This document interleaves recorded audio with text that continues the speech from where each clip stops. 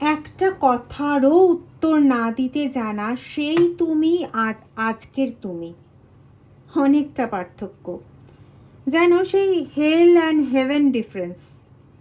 ওরা বুঝতেই পারছে না তুমি এতটা বদলে গেলে কি করে। তোমার এই আজকের রূপটা ওদের কাছে বড্ড অচেনা, এবং সাথে সাথে ওরা যেন প্রচণ্ডভাবে ভয় পেয়ে যাচ্ছে তোমার এই রূপ দেখে। বুঝতেই পারছে না তোমাকে আবার নতুন করে ম্যানিপুলেট করতে গেলে কি কি উপায় নিতে হবে। এরকম তুমিকে না দেখে ওরা ঠিক অভ্যস্ত নয়। এরকম তুমিকে কিছু বলার আগে 10 বার চিন্তা করতে হচ্ছে। আর আগের তুমিকে যা কিছু বলা যেত, যা খুশি করা যেত, যেভাবে ইচ্ছে কন্ট্রোল করা যেত, যেভাবে ইচ্ছে ম্যানিপুলেট করা যেত, সেই তুমিটাকে ওরা ফেরত পেতে চায়, কিন্তু কিভাবে ফেরত পাবে সেটা বুঝতে পারছে না। সে আজকে তোমাকে বারে বারে বলতে চায় যে সে তোমাকে ঠকায়নি, কিন্তু যেসব কাজে তুমি কষ্ট পাও সে তো বারবার সেই সব কাজগুলোই করে গেছে, তাই না? সে আজকে তোমাকে এটা বোঝাতে চায় যে সে কখনোই তোমাকে ঠকায়নি, কিন্তু যখনই তুমি তোমার অনুভূতির কথা খুলে বলতে গেছো তার কাছে, তখনই সেটাকে ঝগড়ার কারণ বানিয়ে তুলেছে। তখন একটু সময় অ্যাটেনশন দিলে, একটু একটু মন দিয়ে কথাটা শুনলে তো একটা পরিস্থিতি অনেক শুধরে যেত। তোমার মনের মধ্যে যে কষ্টটা, যে যন্ত্রণাটা তুমি বয়ে বেড়াচ্ছ, সেই যন্ত্রণাটা থেকে একটু হলেও মুক্ত হয়ে যেতে। না, সেই সময় একটু ভালোবাসার জন্য বা একটু অ্যাটেনশনের জন্য তুমি তার কাছে প্রায় ভিক্ষা চেয়ে গেছো, কিন্তু সে তোমাকে ঠকায়নি। হ্যাঁ, সে কি করেছে, এমন একটা পরিস্থিতি সৃষ্টি করেছে তোমার জন্য যেখানে তুমি বাধ্য হও তাকে ছেড়ে বেরিয়ে আসতে, অথবা মুখ বুজে সবকিছু সহ্য করতে। সত্যি তো, সে তো তোমাকে ঠকায়নি। সমস্ত দোষ নিজের কাঁধে নিয়ে এমনভাবেই তুমি সেখান থেকে পালিয়ে গেছো, অ্যাজ ইফ যেন তুমি কোনোদিন সেখানে ছিলেই না। আজকে তুমি এতটাই চুপ করে গেছো। আমার কোথাও মনে হয় তুমি আজকে যে কাজটা করেছো না, এটাই এদের জন্য খুব উপযুক্ত। যে মানুষটা সবচেয়ে বেশি অন্যদের জন্য কেয়ার করে, যে মানুষটা সবচেয়ে বেশি অন্যদের জন্য ভোগান্তি স্বীকার করেছে, সেই মানুষটাকে কষ্ট দেওয়া হয় সবচেয়ে বেশি। এই জীবনটা তার জন্য অতীত হয়ে যাওয়াই ভালো ছিল, সত্যি ভালো ছিল। যে অন্যকে বা অন্যদের সবচেয়ে বেশি বোঝার চেষ্টা করে, তাকেই বোঝার মতো কেউ থাকে না পৃথিবীতে।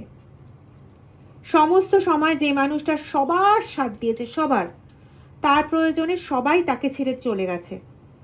এমনকি ওই মানুষটারও 1 সেকেন্ড সময় লাগেনি তোমাকে ছেড়ে যেতে।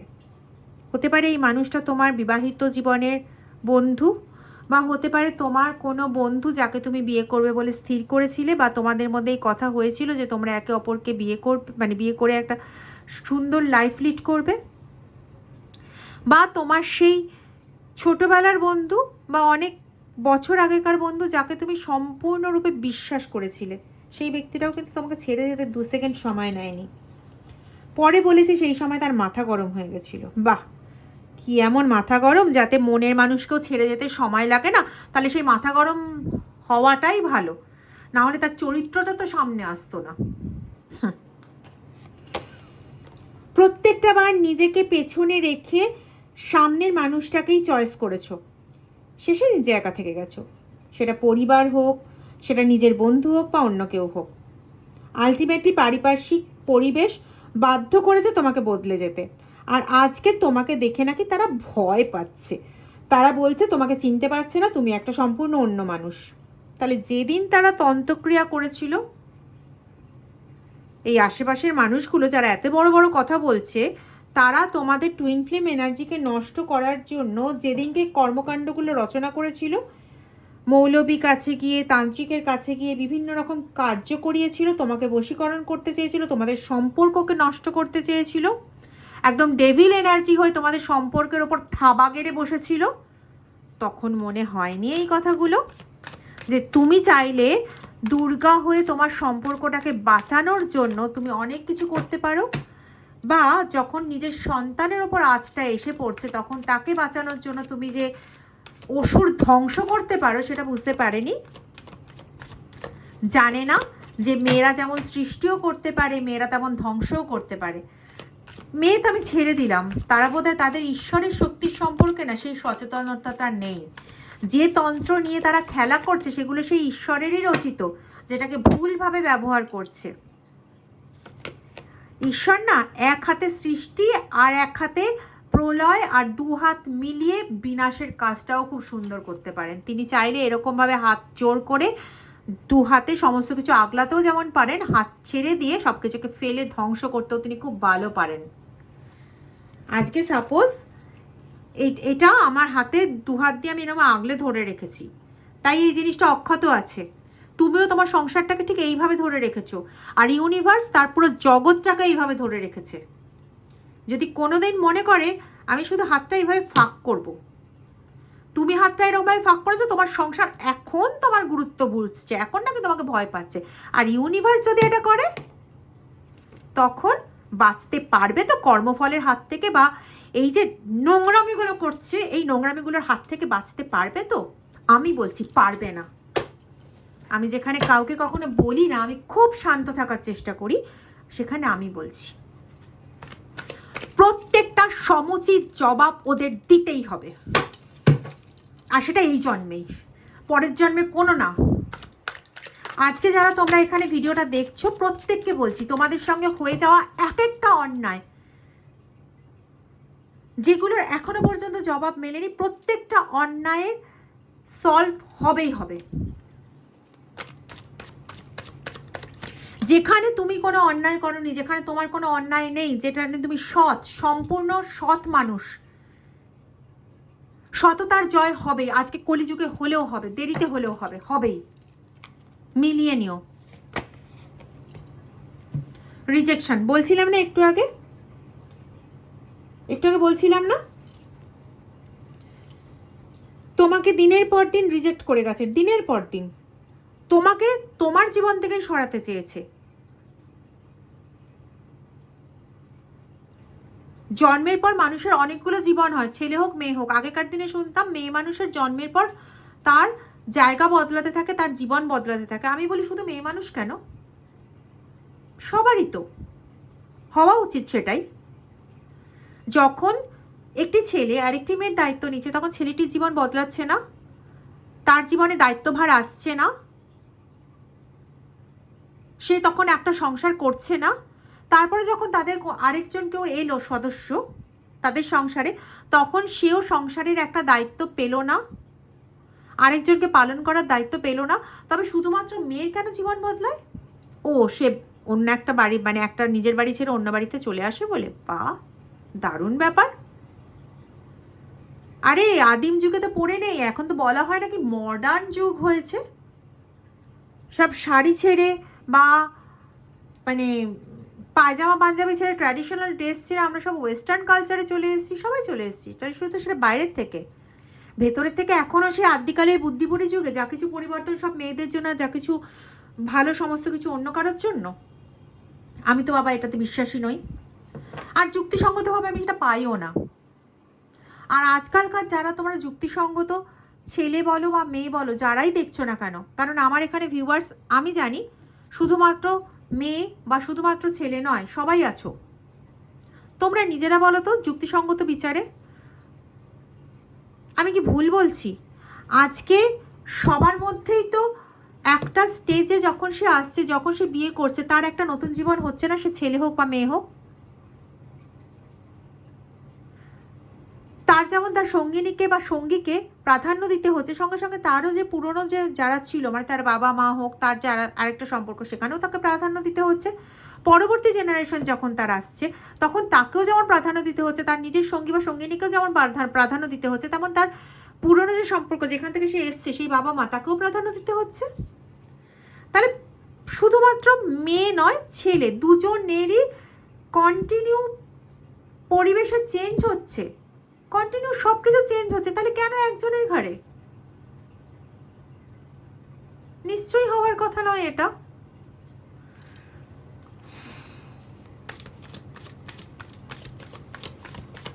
তারা কি কি করতে চেয়েছিল একটু দেখব।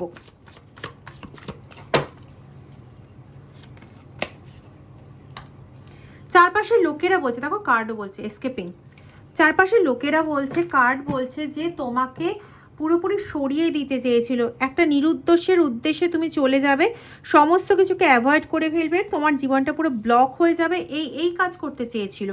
আমি এটার আরেকটু ডিটেল নেব। Universe please guide me, Michael, archangel Michael, one day, someday, somewhere, another time. Okay, ওরা দিনের পর দিন তোমার উপর তন্ত্রক্রিয়া করে গেছে, দিনের পর দিন। এখানে নীলের ব্যবহার হয়েছে, মানে নীল রঙের ব্যবহার হয়েছে, লাল রঙের ব্যবহার হয়েছে, খুব সম্ভবত তোমাদের রক্তপূর্ণ কোনো জিনিস ওরা ব্যবহার করতে পেরেছে। কখনো কোনো অ্যাক্সিডেন্ট করিয়ে সেখান থেকে কোনো, বা তোমার হাত কেটে গেছে বা পা কেটে গেছে সেখান থেকে কিছু, বা নখ কাটার সময় কোনোভাবে কেটে গেছে, এগুলো আমি পাচ্ছি। সেখান থেকে তোমার কোনো কিছু নিয়ে এরা কাজ করেছে, বা কোনো নীল ফুল, বা কোনো ব্লু কালি। দেখবে তোমরা যারা লেখার কাজ করো, মানে অফিসে হোক কি বাড়িতেই যারা পড়ানোর কাজ করছো, বা ছেলে মেয়েকে পড়াও, এরকম কাজগুলো করো, দেখবে তোমরা লেখার পরই যেন তোমাদের এনার্জি কমে আসে। এটা আমি আজকে এই প্রথম বোধহয় আমি পেলাম এটা আজকে। কি অদ্ভুত।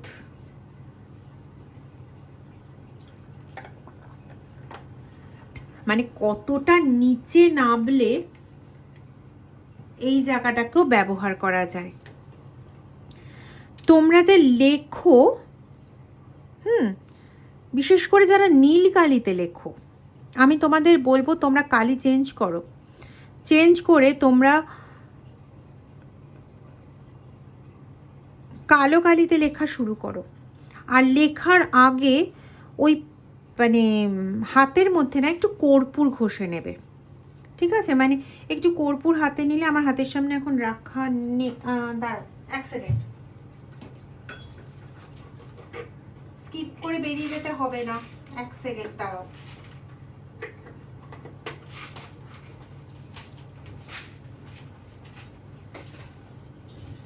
এই ধরো কর্পূরটা, তো এই কর্পূরটা এরকম হাতে নেবে, নিয়ে এরকম একটু রাব করে নেবে, ঠিক আছে? তারপর যেরকম রাখার এটাকে রেখে দেবে, নিজের কাছেই রাখবে, দরকার হয় নিজের কোলের মধ্যে রেখে দেবে।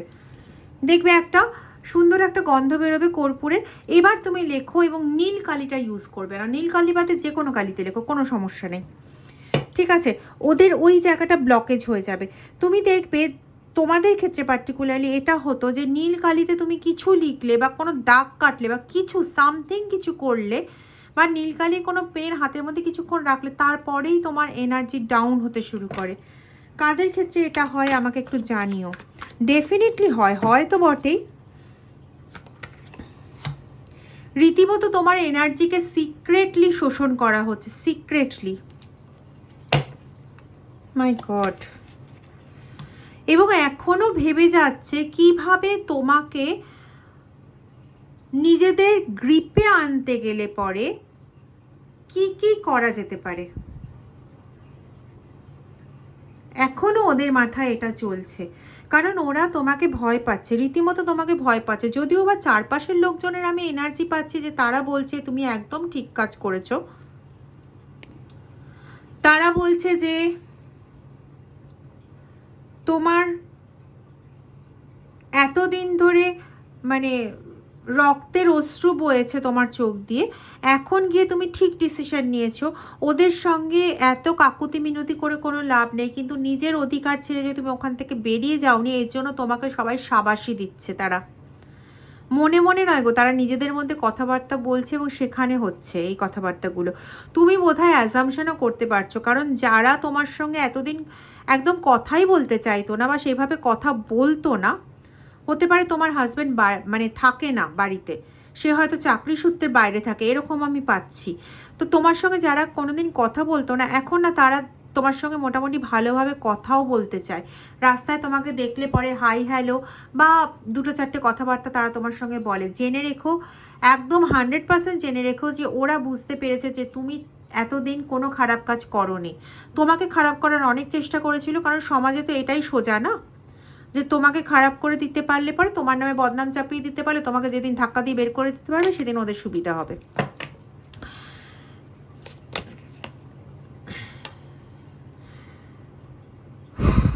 দেখেছো রিয়েলাইজেশনের কার্ড এসছে, বললাম না তোমার এই চারপাশের যারা প্রতিবেশী যারা রয়েছে তাদের রিয়েলাইজ হয়ে গেছে, তাদের রিয়েলাইজেশন হয়ে গেছে যে তুমি কি।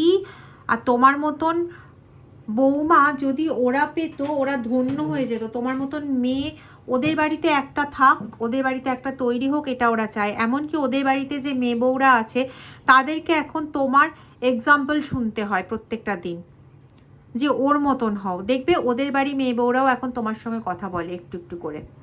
তো ইটস আ সিগনাল, ঠিক আছে।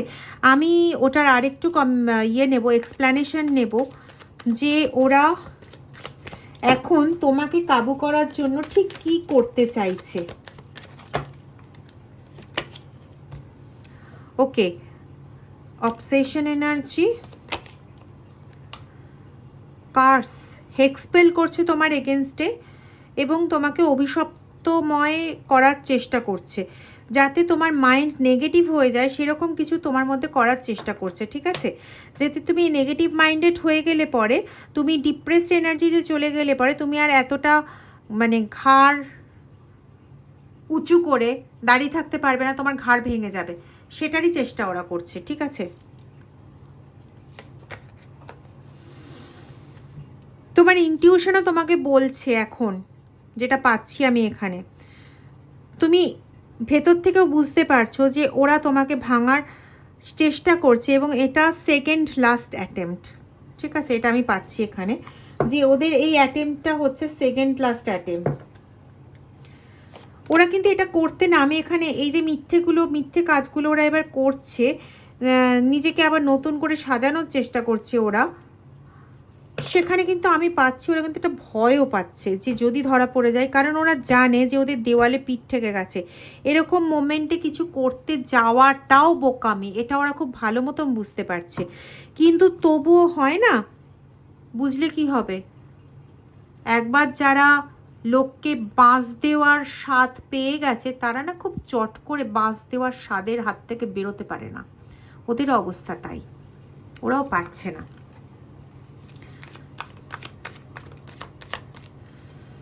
কথা হচ্ছে ওরা আবার এমন একটা মিস্টেক করতে চলেছে ওদের এই তন্ত্রমন্ত্র যন্ত্রের ক্রিয়াতে, যেখানে তুমি হয়তো খুব খারাপভাবে অসুস্থ হতে চলেছো, যেটা আমার একদমই ইচ্ছে নয় যে তুমি অসুস্থ হও, তার আগেই মহাদেব যেন তোমাকে রক্ষা করে নেন। এবং কেউ কেউ আছো যারা নিজেদের প্রোটেকশনের জন্য চেষ্টাও করছো এবং প্রোটেক্টেড হয়েও যাবে আশা করি।